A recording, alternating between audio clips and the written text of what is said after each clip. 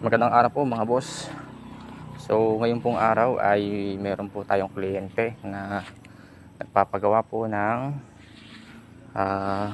dining table.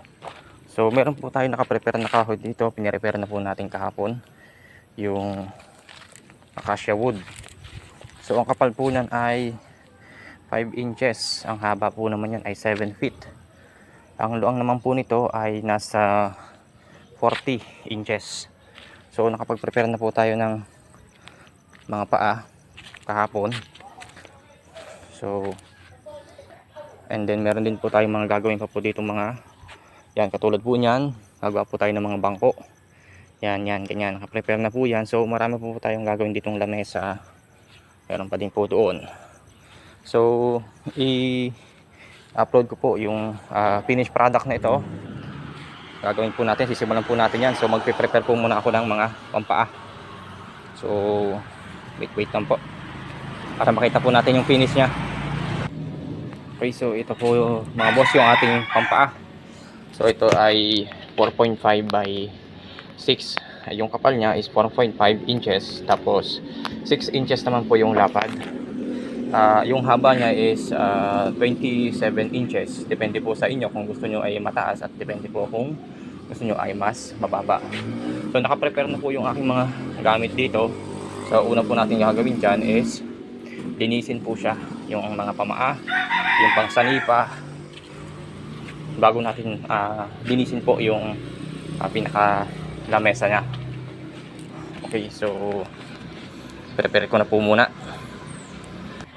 So yan, una po natin gagawin ay linisin po natin ang planer. Pakita ko po sa inyo kung paano siya gawin.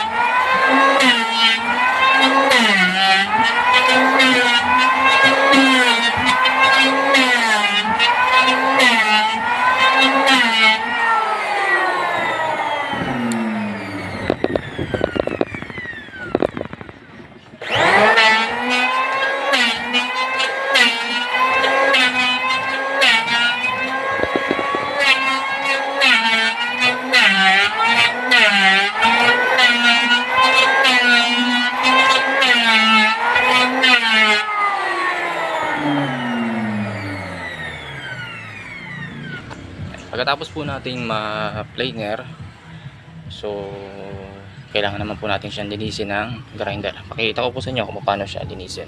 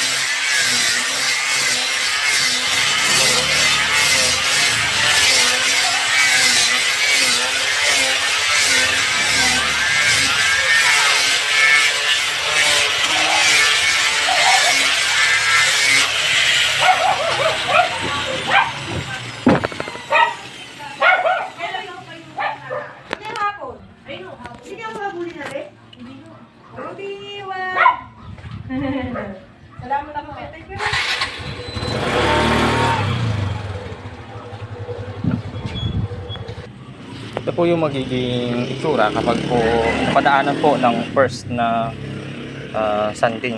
So nawala po yung mas malalaking butas. So hanggang numipis po, panipis po ng panipis yung bala po natin na ginagamit para maging mas pino po siya. So ganyan po, lahat po, ganyan po yung gagawin po natin. Lahat po ng proseso doon sa natitira ko pong yan. Andyan. So mamaya po papakita ko po sa inyo. Ito po, na-prepare na po natin yung apat na paa. So ito naman po ang ating gagawin. Ganun din po ang proseso. Planer tapos i-grinder ng bala. Okay. Pawisan na po. Yan guys, so nai-fix na natin siya. Bali ito ay nakamit siya dito. So meron tayong allowance dito na 1 inches kasi papasok natin siya dun sa lamesa, sa ilalim ng lamesa. Tapos nakatornilyo na yan, yung mga tornilyo, lahat ng sides ay may tornilyo. So ganun muna yung itsura nya. Bali ito ay medyo makinis na. Oh, tingnan nyo yan. So yan ay lilinisin pa ulit. Bali ganyan siya. So mamaya prepare ko lang yung pinaka top linya, top na lamesa, pang top, para may patong na siya. Ayan. Ito naman guys yung kanyang pinaka lamesa, ano. So makapal yan. So halos isang tangkal yan. Ayan. So yan ay ating lilinisin ngayon kasi medyo mataas yung side na to. Saka medyo malalim dito sa pagkakalagari. So yan. I-prepare ko lang siya, ganun lang ulit yung proseso. Lilinisin ng gamit ay planer, tapos lilihahin ng sanding ng grinder. So pakita ko sa inyo. Yes, so una natin gagawin ay tanggalin natin yung pinakabalat niya. So dito siya.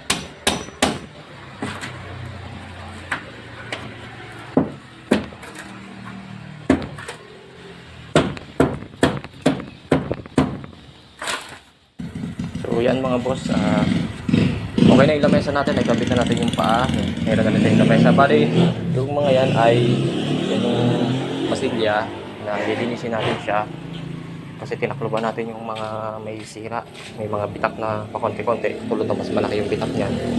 So tinakluban na natin. Bali ito nakafix na to. Ang gagawin na lang natin sa kanya ay ating lilinisin ng maayos, then pwede na tayo mag-varnish. So yan.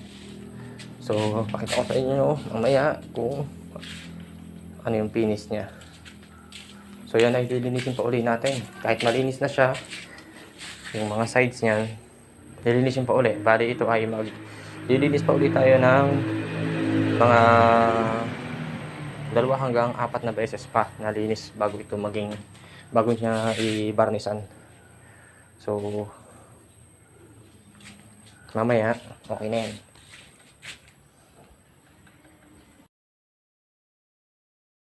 Okay, so yan mga boss, yan yung finish niya kapag na sanding natin ng tubod. So yan. So ang next naman natin dito boss mga boss, ay si-sealer natin. Mga 2 hanggang 3 patong ng sealer. Tapos saka natin lalagyan siya ng top coat. So ito kailangan lilihain pa to. Lilihain pa ulit siya ng sanding paper naman. Kasi tapos na tayo sa grinder, sanding paper naman yung ating ililinis dyan para mas makinis na makinis pa siya. So yan, hindi ko lang siya mabidyohan kasi yung paglilinis kasi masyado matagal. Okay, so yan. Okay, so yan mga boss, ito yung sinilar na natin. Balang ginamit ko po dyan ay itong ating spray gun. Spray po yung pagpipintura natin. Sealer pa lang po yan. So makikita nyo naman, medyo maganda-ganda yung kulay niya. Okay lang yung may kahit-kahit na ganyan kasi pag natuyo yan, lilihahin natin yan. Bali ito boss ay padalawang patong na ng Boysen sealer. Yan. So medyo maganda-ganda na siya. Titingnan natin. Yan. Okay. Yan. Yan po siya. So pag maganda kayong magliha, maglinis at saka mag-kuskus ng grinder, di mas maganda rin po yung nagiging finish. So mamaya makikita natin po yan. So mga isang patong pa uli ng sealer para mas makapal. So yan kasi may mga puti-puti pa kayo makikita dyan. So mamaya pagkakatapos pong matuyo, lilihahin po natin ulit ng pino. Hindi naman po yung liha na sobrang diin, kumbaga haplos lang siya. Matanggal lang po yung mga alikabok at saka yung mga bukol-bukol na maliliit para hindi po magaspang.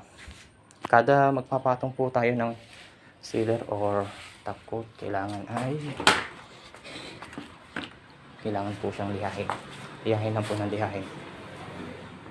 So yan mga boss, nakapag first coating na po tayo ng top coat. So makintab na siya.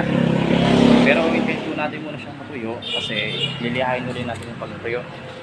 So yan, tignan na. Ang ganda ng kulay niya, lumabas lalo. Mas makintab na siya. Yan, kasi yan ang ayos. Yan siya. Yan.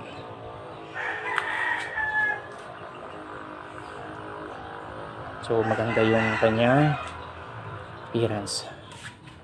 So hindi pa yan, wala pa yan. Mamaya pa yung mas makintab pa yan kapag pinatungan pa po ulit natin ang kadalawa. Okay. So bali yan, lahat-lahat yan ay pang-apat na patong na. So maganda yung ano niya. Yan.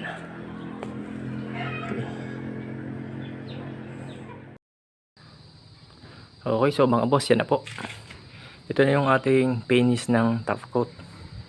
So okay na siya, patutuyuin lang natin siya ng mga 1 to 2 days. Tapos pwede nang gamitin ng may-ari. So tapos po tayo dito sa ating isang lamesa na project. Meron po tayong kasunod. Bali yung gagawin po natin kasunod na lamesa Madre Cacao o kakawate. So papakita ko rin sa inyo kung paano yung magiging finish ng ating isang lamesa na susunod. Mas malaki dito, saka mas mahaba dito yung gagawin natin. Bali ito ay 7 feet, 4.5 yung kapal. Yan. So, ito yung ang ganda ng paa niya. Diba? Malaki siya. Yan. Makapal. So, yun. So, sobrang ganda. Sobrang ganda ng yan o, finish nyo. Sana makita ng maayos yung ano kasi may liwanag. Yan o. Bali ito ay 2 coating lang. Kasi pag sinobrahan nyo yan sa 2 coating, lumulobo na siya. Hindi siya maganda. Manipis na nga lang yan eh. Pero pag kasi ilang patong na yan, 5 patong na siya. So okay na siya. Kung gusto pa natin mas makapal pa, edi hintayin natin siyang matuyo. Then mga 1 to 3 days. Tapos pwede nyo na uli siyang lihahin. Tapos patungan uli ng top coat kung gusto nyo ng mas makapal pa. Pero yung ganitong style ay okay na. Yun po, salamat po.